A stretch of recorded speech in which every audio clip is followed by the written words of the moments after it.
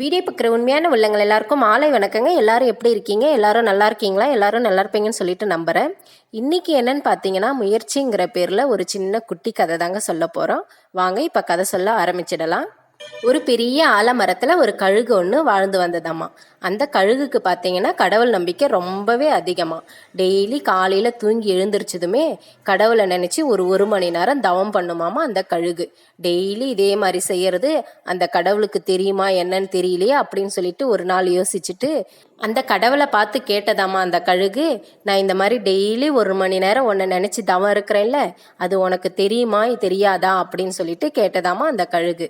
அதுக்கு கடவுள் சொன்னாராம், நீ டெய்லி என்னை நினச்சி 1 மணி நேரம் தவம் இருக்கிறது எனக்கு தெரியும், உனக்கு என்ன வேணும்னு கேளு நான் கொடுக்குறேன் அப்படின்னு சொல்லி சொன்னாராமா கடவுள். அதுக்கு அந்த கழுகு கேட்டுச்சாமா, நான் இன்னைக்கு இற தேட போகாமலே எனக்கு இற வேண்டும், அது உங்களால் தர முடியுமா அப்படின்னு கேட்டுச்சாமா கழுகு. அதுக்கு கடவுள் சொன்னாரா, கண்டிப்பாக இன்னைக்கு நீ இருக்கிற இடத்த தேடி உனக்கு இற வரும் அப்படின்னு சொல்லிட்டு மறைஞ்சிட்டாராமா கடவுள். கடவுளை பார்த்த சந்தோஷத்துல அந்த கழுகு அன்னைக்கு முழுவதுமே தவத்திலே இருந்ததாமா. சாயங்காலம் ஆனதும் பசி ரொம்ப அதிகமானதுக்கப்புறம் திரும்பவும் கடவுளை பார்த்து கேட்டதாமா அந்த கழுகு, கடவுளே நீ சொன்ன வாக்கை காப்பாத்தல, எனக்கு இற தரேன்னு சொன்ன, எனக்கு இன்னமும் இற வந்து சேரலை அப்படின்னு சொல்லி கேட்டதாமா.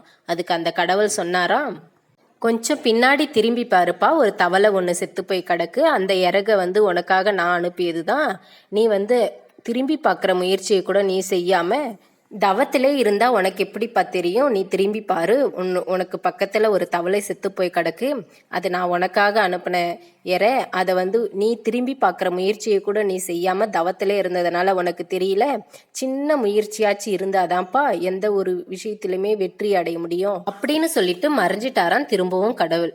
கடவுளே துணை இருந்தாலும் எந்த ஒரு விஷயத்திலையும் நமக்கான முயற்சியை நம்ம கொஞ்ச நாள் எடுத்தோம்னா தான் நம்மளால வெற்றி பெற முடியும் அப்படிங்கிறதுக்கு உதாரணமான கதை தாங்க இந்த கதை. என்னுடைய கதை எப்படி இருக்குன்னு சொல்லிட்டு என்னுடைய கமெண்ட் பாக்ஸில் ஒரு கமெண்ட் பண்ணிடுங்க. என்னுடைய கதை ரொம்ப பிடிச்சிருந்தா லைக் பண்ணுங்க, ஷேர் பண்ணுங்க, கமெண்ட் பண்ணுங்க. மறக்காம முதல்ல சப்ஸ்கிரைப் பண்ணி வச்சுட்டு அப்புறமா கதையை கேளுங்க.